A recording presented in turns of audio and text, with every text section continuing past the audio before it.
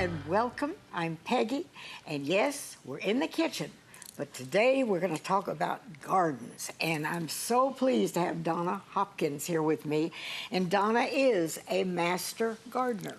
Thank you for coming. I'm glad to be here, and you Peggy. always share a lot of good knowledge with us. Well, I hope so. Hope we can help everybody get ready for fall. Oh, yes. And have I haven't gotten over Easter, and here it is. They're thinking about the fall and Thanksgiving and all that. So. Oh, I'm just looking forward to some cool air. Won't that be nice? So what we're going to do first, there's several things I'm going to talk about.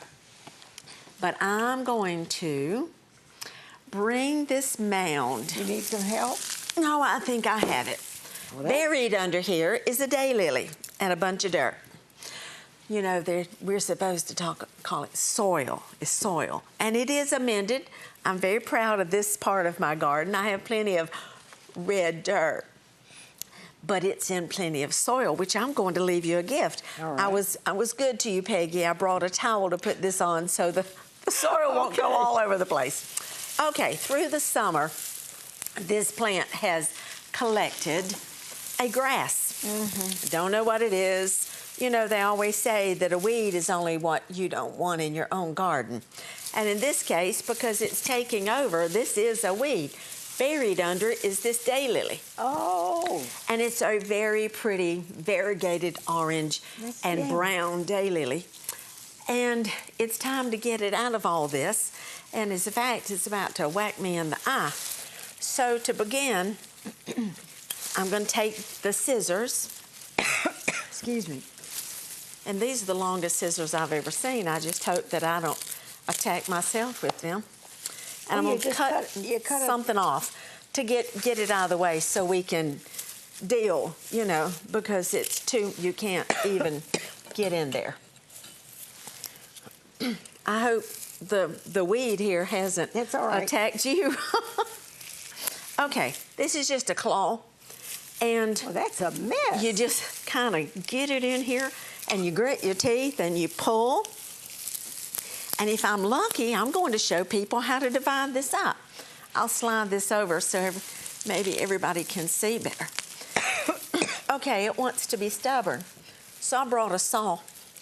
I tell you, these gals are master gardeners. They're always ready. Well, you know, 30 years ago, I could push it into some missing. Weapon. It is. It's a wonderful weapon.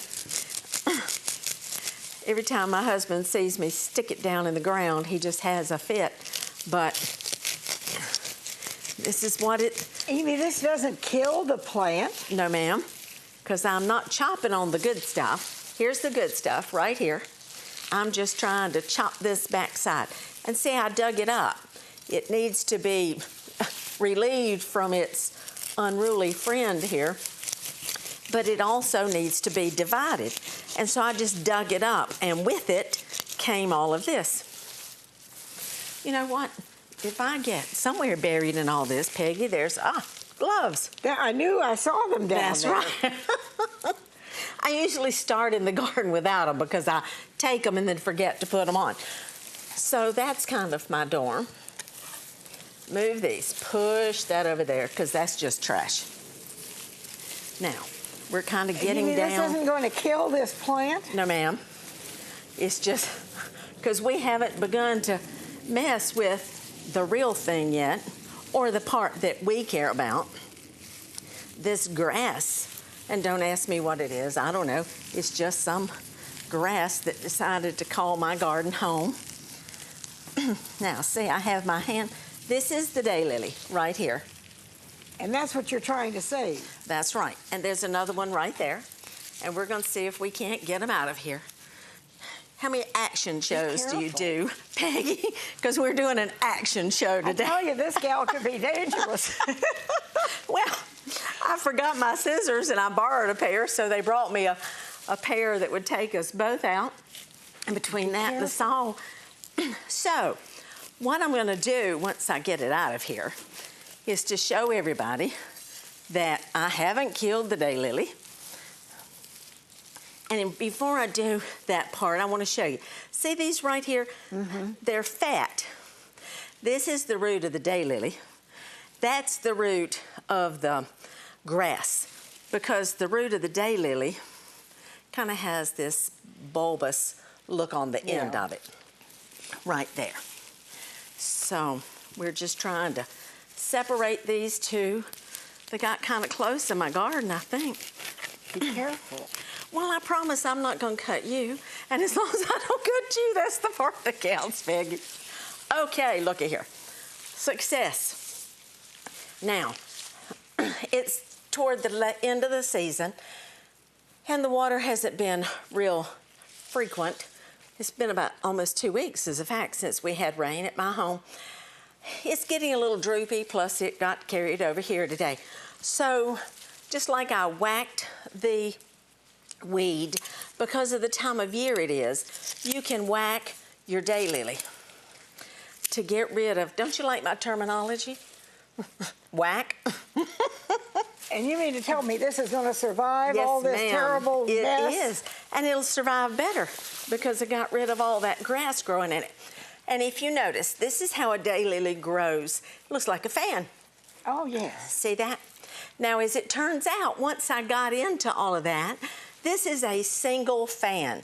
When they multiply, they'll kind of just stand one behind the other, and you just take them, you do this to them, just like I took that out. Sometimes you have to saw on them, and as long as you have a good root base. So now that will survive the winter? It will. Sitting just like that. That may die back a little bit more, get brown, and in the spring, then it'll just start, and it'll put on a new fan. So you dug this up and did all That's that, right. and now you're going to replant it. And then I'm going to replant it, because this will start it again, give it some more, you know, better space, get rid of all this yuck from other plants. That's just other roots and things. Okay. And the daylily has some straight roots, these, but most of them have this bulbous effect. So in the midst of all this, see, there's more over here. Oh, my. And we're just going Donna, to do it there's again. something else. We're going to solve this. Now, I can assure you, most gardeners probably don't have this mess in their garden. But when it's 100 degrees almost, So what do you do then? What do you do with that over the winter? You plant it back? I'm going to plant it. Just put it right back. And it will survive the winter? Yes. That way? Yes, ma'am. And if you don't have to replant it, you know, if it doesn't need to be divided, or if it doesn't have some wild creature here growing with it, then you just leave it.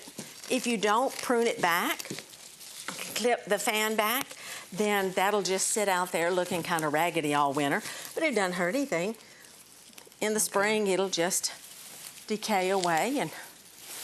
But I don't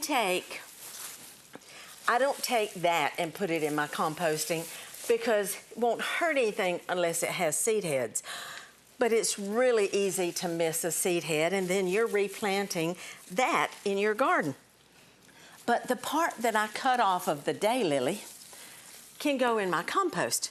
So instead of just letting it die in the garden, then I can help my compost pile with really good stuff. So see, here's another one. Gonna take these wild scissors. Be careful. Ah, this is great, because this one needs to be divided.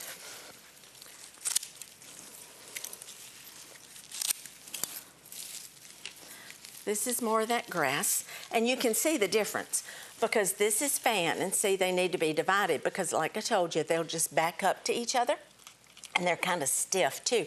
This is the grass, because it's not like that. It doesn't look like a fan. Yeah, you don't want it in there. No.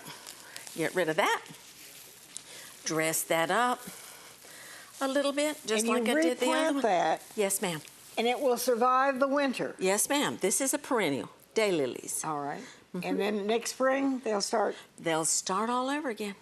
And there are hundreds of varieties of daylilies, and beautiful, every color. All right. Now, you're doing this. What advice do you give to people in the fall to get ready for the winter, to preserve what they have, or maybe look forward to spring? Spring, you need to clean up your garden. I do not cut back seed heads on my You made a terrible plants. mess here. I know I made a terrible mess. Everyone here will love me when I leave because they get to clean up. No, I will. No, I'm teasing you. I know that. But you clean up your garden. You get rid of debris.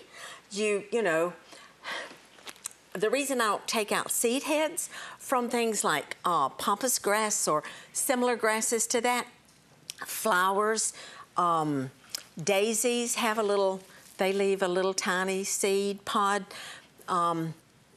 Purple coneflower does. The birds love them. And so if you leave all that, then that's some food through into the winter. And then in January, you can go out and clear all that up, and then you've gotten your garden all ready for spring. But you do need, like this, you need to get out of your garden just so it's a healthier garden and everything's ready, and it's a lot easier now to get the weeds out than it will be when new ones. So now is the time to clear away the debris and get your garden and get ready. Neat. That's right, and get ready for next year. So